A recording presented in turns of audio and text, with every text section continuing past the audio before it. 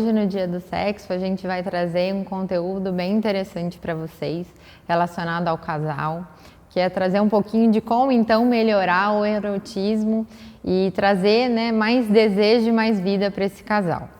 Primeiro a gente tem que entender, né, existe uma antropóloga, Ellen Fisher, que fala sobre o tempo da paixão, né? Os hormônios da paixão, eles duram pouco tempo, que seria a dopamina, a norepinefrina.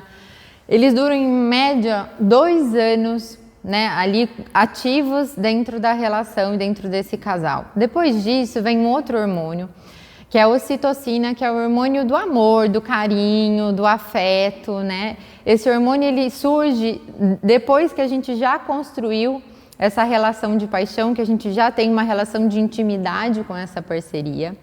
E é a partir daí que ele dura muitos anos. Então aquele início de paixão, ele não tem uma durabilidade muito longa.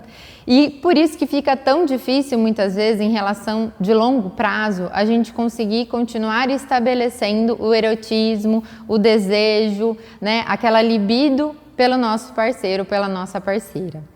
O que a gente pode pensar então para melhorar essa questão desse desejo? A gente tem algumas características, ou vamos dizer assim, 6 itens aqui que a gente precisa trabalhar nessa relação para conseguir melhorar e estabelecer uma situação que favoreça eu desenvolver esse desejo, essa libido.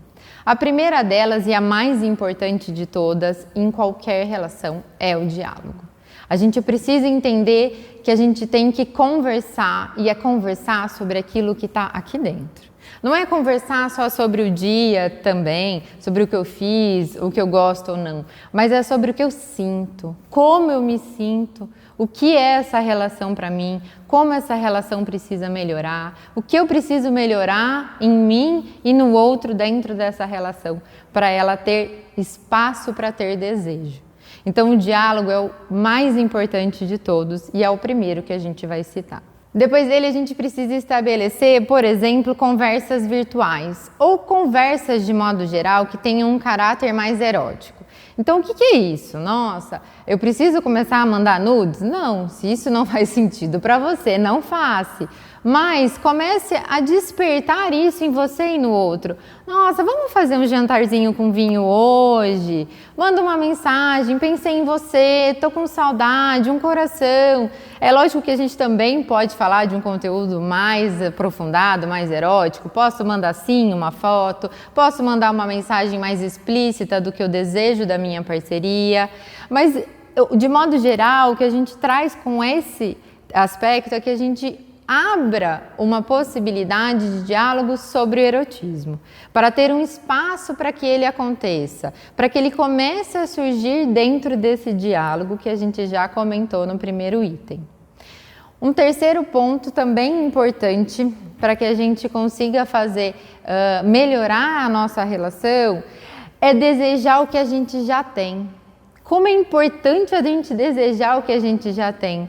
Porque desejar o que está fora é fácil. Eu querer coisas novas, eu querer buscar algo novo.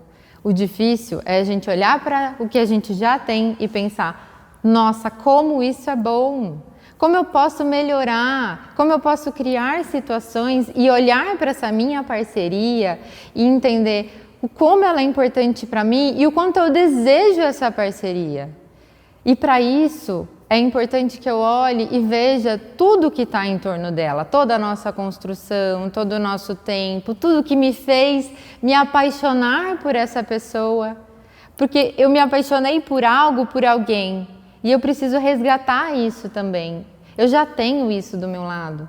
E eu posso olhar e buscar melhorar essa questão e encontrar novamente aquilo que faz sentido, aquele desejo, aquilo que já estava latente, mas que muitas vezes se apagou, se abandonou, ficou esquecido ali na gaveta, porque o tempo vai levando, os problemas vão chegando, mas é aí que vem o momento de eu olhar e pensar: eu vou resgatar aquilo que era bom e que pode ainda ser bom. Um quarto aspecto que também é muito importante, que a gente trabalha muito em sessões, principalmente de terapia sexual, é o mito da espontaneidade. Nossa, Mari, mas o que é isso? Bom, vamos entender. A gente acha que o desejo por ter uma relação sexual ou por sexo é muito espontâneo, que só o espontâneo é bom, que aquele que vem, nossa, hoje eu quero, só de olhar para a pessoa eu já quero. Será que ele é assim mesmo? Vamos pensar. Quando a gente está namorando, quando a gente está saindo com alguém, a gente começa a trocar com essa pessoa. Então a gente troca a mensagem, a gente vai lá, a gente passa o dia conversando, a gente vai planejando um encontro, a gente vai planejando onde a gente vai jantar, o que a gente vai fazer, o que a gente vai fazer depois. Isso tudo é uma construção. Quando eu olho e encontro essa pessoa à noite, por exemplo, na hora do jantar, não é o espontâneo que veio, é tudo que eu construí do dia todo. Então o desejo, ele não é só espontâneo, não é só físico, ele é responsivo. Eu respondo a toda uma construção que eu fiz durante o dia com essa pessoa, durante dias muitas vezes, porque eu posso conversar com ela a semana toda e só ver no final de semana. Então eu estou alimentando esse desejo a semana inteira, para que no fim de semana eu encontre. E aí eu falo, nossa, mas ele vem assim, ó, é uma faísca que vem e que é rápido. Será que é espontâneo desse jeito? Será que realmente esse desejo veio assim? Muito que não, né? Ele veio nessa construção, em todo esse tempo, toda essa troca, toda essa relação que foi sendo estabelecida e que despertou internamente o desejo. Né? Então, o mito da espontaneidade ele é uma coisa que a gente trabalha muito com todos os casais. As pessoas chegam dizendo, ai, mas não é mais assim, eu não tenho mais vontade. Sim, porque a vontade é construída e a gente precisa entender que o desejo é construído. Ele não é exclusivamente espontâneo. Eu tenho um aspecto físico, hormonal? Lógico que eu tenho. Mas ele não é único e ele não é o mais importante dentro de todas as relações. O que é importante é o que é construído. A próxima é a intencionalidade. O que é intencionalidade? Eu preciso ter ações em relação à minha parceria que sejam intencionais. Então eu vou mandar mensagem, eu vou preparar um café da manhã, eu vou preparar uma viagem para a gente ter junto. Eu preciso ter a intenção de trazer um momento que possibilite uma relação mais erótica, que possibilite uma relação que vai gerar um desejo nessa parceria. Né? Então não é só eu ir e esperar que as coisas aconteçam, porque na vida que a gente tem hoje, muitas vezes com filhos, com trabalho, com agenda lotada, com 1000 tarefas, a gente não consegue ter um tempo exclusivo para aquilo se eu não tiver a intenção.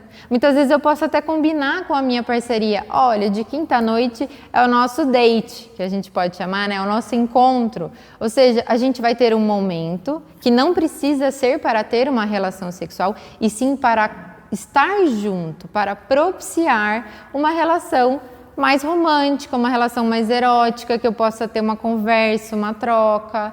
Eu não preciso necessariamente marcar um encontro para ter uma relação, isso não é legal, mas é marcar um encontro para estar disponível para o outro, para ter a intenção de estar com o outro nesse momento. E por fim, a gente acaba com um outro aspecto que também é muito importante, que é o sexto aspecto, que é o planejamento dessa expectativa. Muitas vezes a gente tem uma expectativa de que seja de uma determinada forma, ou que o outro vai fazer de uma determinada forma, mas a gente tem que entender o que está ali e principalmente comunicar ao outro o que eu quero. A minha expectativa é que o outro faça, mas ele sabe o que eu quero? Mas ele sabe o que ele tem que fazer? Muitas vezes não.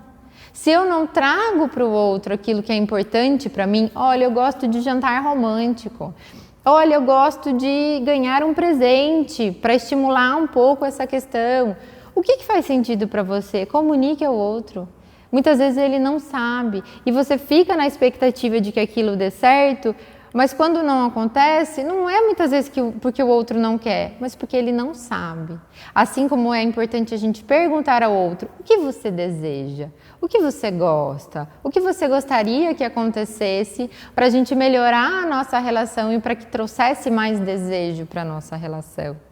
Então, fica aqui nesse vídeo para vocês alguns aspectos importantes para a gente retomar o erotismo, mas entender que é uma troca, que sou eu e o outro. A gente precisa trocar as informações para que esse erotismo reestabeleça.